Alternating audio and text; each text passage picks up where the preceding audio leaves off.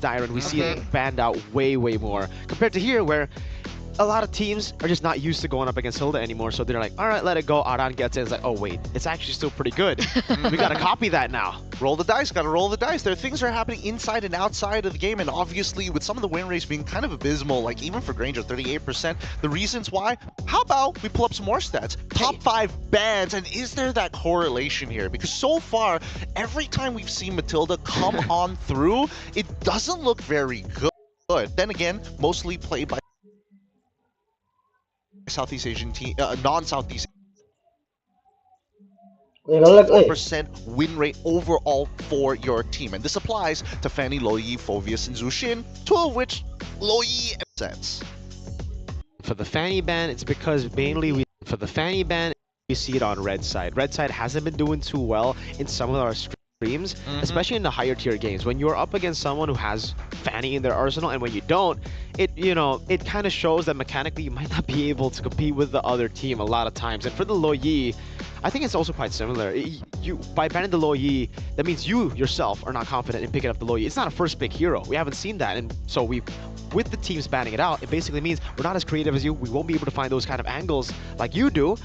And we see it in the game as well, on top of just the bans foreshadowing it. Okay, but what about the Phoveus and as well as the Zushin, right? 60, if I remember seeing this correctly, 69%, nice. 52% win rates when banned for both Phoveus and as well as Zushin. And Zushin was one of the heroes that, yes, when it first came out, you got it. It's either pick or ban, gets nerfed, people start straight away and finding out different strategies, but nowadays we're seeing a big resurgence of it once more.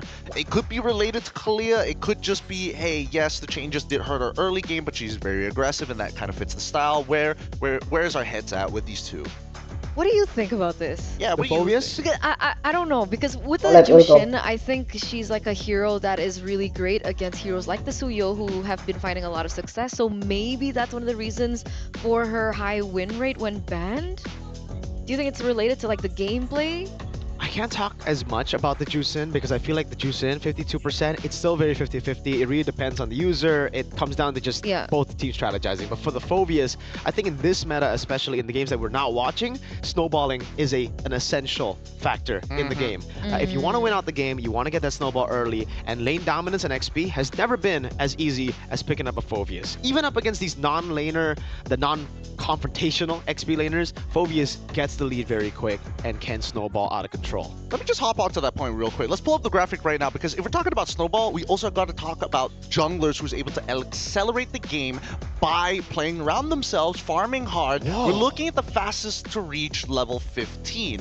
One of the few stats, Favian currently 8 minutes on the dot, and this is against Influence Rage. King Kong 8:38 against TLID, and then finally Kyrie 9:14 versus A7. Notable that King Kong in particular had to face off against TLID, while Favian and Kyrie were doing it against teams from Latam and as well as both teams from Latam. That is so impressive. How bad was that game with King Kong and TLID? It wasn't bad. Well, it was kind of bad. It was 8 minutes to 15? Look, he was playing it. That's not normal. Maybe he was playing Ling without the setup. It was that game. It was the questionable draft game for TLID. But also, it's King Kong. It's Onyx PH. It's this matchup that we've seen so many times. And TL have only won once against Onyx PH throughout the last 6-7 months. In terms of games or series? In terms of match series. Yes, that is just one. Because like Onyx PH did drop game 1 against TLID in the series that we were just talking about earlier. But as King Kong said in the interview, beating Fabian is kind of like another day for me. You know, it happens so often, and it's so cute. Whenever he gets that advantage in the draft, that's what you can see from King Kong. He's literally just putting in the punch cards in. He's just like, how many leave days I got after this? Oh boy, it's tough, but honestly, with the way that things are going and how snowballs are kind of making its way in this particular area, the meta is in a weird spot, I would say, right? I mean, it's evolving, but at the same time, we're showing them a little more diversity than what we were used to before. From mid game to late game being a little overextended now, a lot of teams playing towards that earlier stage of the game. How many of these teams teams are going to be looking for that nice balance, right? But we'll talk about that a little bit more afterwards. That's going to be the pre-show here at the SBS Mobile Masters. We're going to go on a short break, and when we come back, our very first best of 3, going to kick things off with a high-octane match. It's RRQ versus Aurora Turkey. We'll see you right after this. Essa.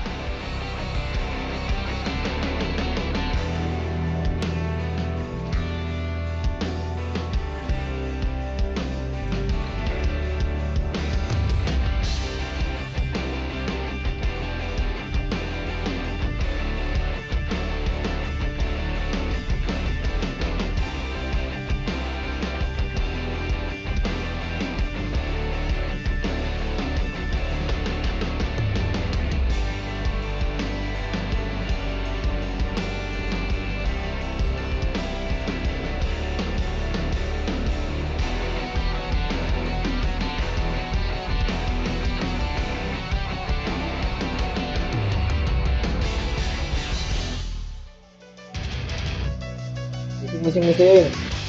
What's the most that I can take? What's the limit once I stay? There's a ghost inside of me, pushing me closer, get me right into the flame, take me right into the game. There's a force inside of me, pushing me closer. What's the most that I can take? What's the limit once I stay? There's a ghost inside of me, pushing me closer, get me right into the flame, take me right into the game. There's a force inside of me, pushing me closer.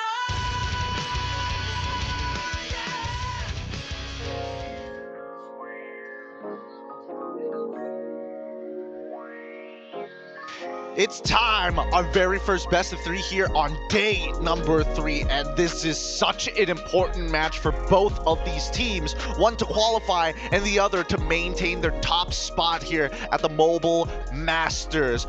My name is Gideon Q. Of course, we've got Eterna and as well as Mirko at the helm to make sure you guys are entertained once we get into the game. Let me introduce to you RRQ, the Kingdom, who continues to reign here in Group B for now, or will they be shaken? It's Dyron, Sutsujin, Rinz, Edok, and Toy. This is a team still standing at 100% win rate, even from MPLID Season 15. So you can consider that they're on a little bit of a glory run themselves for this particular team. I think we've spoken about Toy, we've spoken about Rinz, but I think Edok really takes the cake for me. I agree. You know, Edok, definitely the best player on the team. Mechanically, he's really shined this season. And we have seen, you know, glimpses of brilliance in the past, a lot of brilliance from Edok in the past with the Franco, with the signature picks. But, man, it just seems like he's refined everything that made him a threat in the previous seasons. He's been back-to-back player of the week as well. B2B. Back at home at MPLID Season 15. Dang, this guy is doing everything. He's just rocking the socks off of these teams, boy. 100% win rate on Franco so far, and I think that's the most devastating part. Yeah. I think he still has like a 100% win rate in MPLID as well. On Franco. It's pretty ridiculous how much he's able to get with this team, but at the same time, it can be a little scary, especially with the wild cards here. Let me introduce to you Aurora Turkey. You may know some of these faces, and obviously Aurora fans know them. It's Lunar, TNZ, Rosa, Apex 47, and Sigabum. The new iteration of the Turkish superstars. Again, still with the same core, TNZ, Rosa, Apex 47, a bit of a change there in the XP lane with Lunar and the gold lane. So it's the same good all with the 2 side lane changes. Hey, speaking of Lunar, let's have a couple of words with him on the stage itself in just a little bit, because we don't get to see too many teams outside of Southeast Asia, but well, let's have a wait, hold on, what? Not?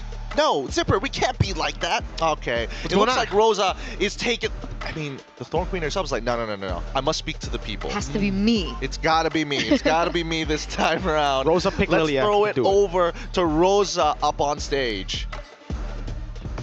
are going up against two Indonesian powerhouses in the beginning of the day and at the end of the day. How did you guys as a team prepare for today's matchup? Yesterday we look for good matches to scrim, and like we did good job a little bit, and like we'll do our best today as we should do, and like I'm wishing luck for both, like I mean for us, for the other teams too, and like let's have a good match. That's the important thing. Oke, jadi tadi Rose juga nanya, ini adalah do or die match buat tim Aurora dari Turki dan gimana persiapan mereka. Dan tadi dia juga menjawab bahwa kemarin juga mereka bermain dengan lumayan cukup bagus dan hari ini mereka udah benar-benar prepare dan pokoknya udah siap banget untuk menghadapinya. Jadi kayak kasih aja match yang terbaik untuk hari ini. Alright, thank you so much. I hope you guys have a good match. And with that, let us throw it back to the panel. Thanks, Rose and Coolios. Zipper doing me dirty there. I thought it was weird. I didn't know much about Lunar, and then I was being told Rosa, and I'm like, but Rosa doesn't usually do the pre. Usually it's the post, and then Bagosh shows up, and it's like, standard. The team head-to-head stats are up on your screen, and Aurora Turkey, honestly, not too bad against RRQ if you're like posting it 1-to-1, with the big difference here, and the big outlier going to be GPM. GPM. What does that signify, Mr. Analyst Man? They get more gold per They minute. get more It's gold her- per they- minute. It's in the name, man. No way! Oh my god, yeah. Nice. You look like a That- IGCSE I love kid. it. That was one of the best questions of all time. I just want to say. I asked what it signified, not what it meant. That is what it signified. Gold per minute. It means that Save me. no, don't worry. It just means that they got more gold every single 60 seconds. 'Cause it's so crazy in a video game. So tired. I'm so tired. Look, it is going to be a very tiring day with the level of play that we're expecting to see here today. Now, drafts will be starting soon, but we need to look at the head-to-head, and we're comparing it. To teams within the vicinity. Let's compare Rosa versus Rins, right? If we're talking about Commander, Rosa has been at that Commander helm for a very, very long time. And I think one of the more mechanically talented players, I mean, I say one of it, they're all very mechanically talented. And it's tough to say whether or not it's going to be the difference maker. I mean, even when we compare Edok and as well as Apex 47 for an example, right? Edok has that, I T-pose on you, you must respect my aura. Dominance. And then Apex 47 can make some pretty crazy plays, whether it be on, hey, give him a Tigreal, that signature, or now with the Jawhead. But if you take a look at the stats, it's actually very interesting because the average KP for Edok is a lot higher, right? 80% to 58%. So Yeah. we can gather that I think RRQ are a lot more, how would you say it? Reliant on Edok?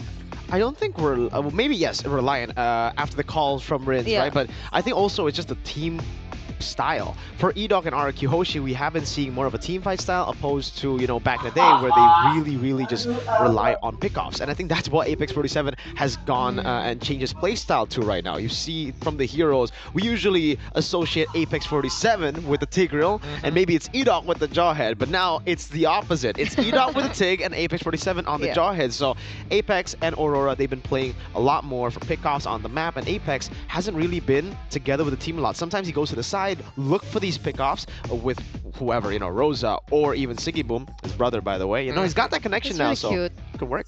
Yeah, sibling rivalry turned to allies. Previously, it was supposed to be Ufendar and S2G coming into the M6 World Championships. They wanted to come together, but they just couldn't make it all the way here. But even so, the siblings are now finally together. Apex 47 and Sigboom as brothers are hoping to make sure, or maybe that's why the KP is a little broken up. He's got to cover his brothers. Like, hey, this is one of the few internationals you're gonna be with. I've got the experience. I got to keep you shielded. What does that mean? What? Their mother supported Siggy Booms more?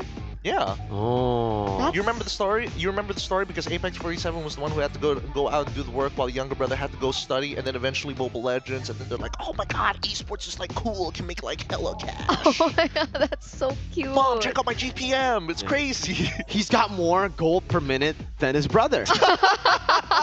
One's a gold lane, one's a roamer. So Mom, Apex. you don't understand. You can't pause the game, and I'm a roamer. It doesn't work like that, mother. Goodness gracious. Look, let's look at the predictions for this upcoming game here. I'm curious to see where you guys are leaning into. I feel like there might be a general bias there, but it Yeah. looks like all of us are in agree.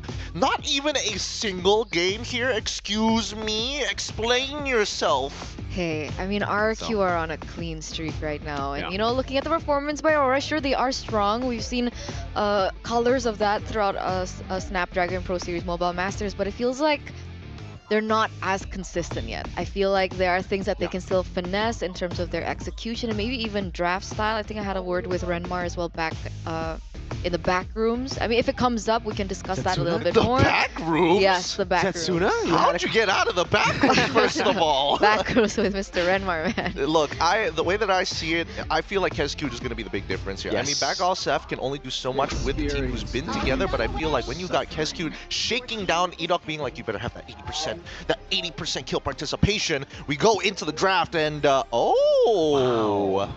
That's interesting. Now, we were looking at it earlier, saying that Matilda was, when banned, you got a pretty high win rate overall. But coming into this game, Aurora, they're like, I don't mind. You can have that extra bit of mobility. Maybe it's to reduce the effectiveness of Edok? Could be, could be. I think for Arkihoshi as well, we've never really seen Rins take the Matilda into mid lane, but we have seen some very odd flexes in the past from Arkihoshi. I remember Aurora first phase pick for them, and then turns out it was Edok on the Aurora. So they have done some nasty stuff on the flex picks, but Aurora Turkey, they're gonna stick to what works. Suyo first pick into the Irithel counter matchup against the Granger. But there you go. Shout out to Midnight, man. I've been talking about Lucas and Alpha and Matilda. He's been saying Lucas is literally Alpha but better. He's the guy you tell your girlfriend not to worry about if you're Alpha. Which is why I was wondering why the Lucas hasn't been as popular, especially Nggak in ada the bahasa first day. Indonesia, Maybe it's Pak? just on our stream, yeah? Maybe, Yeah, so the actually. Lucas pops up here and it does make sense now that RRQ want to take away the CC. Also, a hero that we found very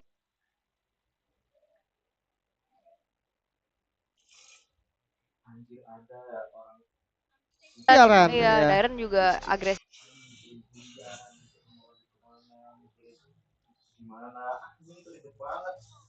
banget. Tapi ya, Faramis ternyata menutup ke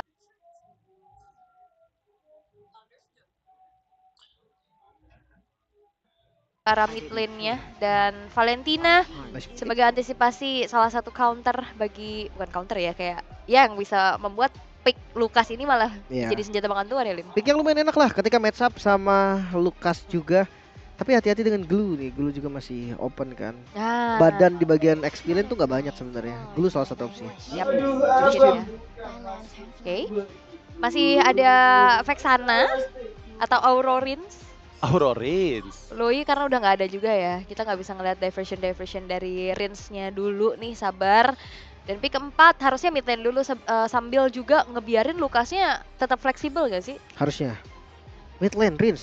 Apa? Long range damage kah Farsa? Farsa. Atau jangan lupa dia sempat pakai Kadita juga kemarin. Oh iya. Apakah itu cek ombak doang atau ke sinyal nanti akan dimainkan lagi? Atau Yves? Iya berarti. Iya. Range ya. Wow, berarti mereka bakal kuat banget untuk scenario team fight-nya.